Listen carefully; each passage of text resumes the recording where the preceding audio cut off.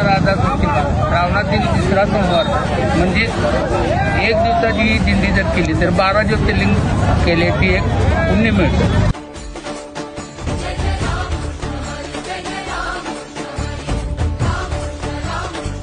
श्रावण महिन्यातील तिसरा सोमवार तसेच ज्योतिबा देवाची नगर प्रदक्षिणा, त्यानिमित्ताने श्री ज्योतिबा देवांची बांधण्यात आलेली शिवशंकरातील महापूजा.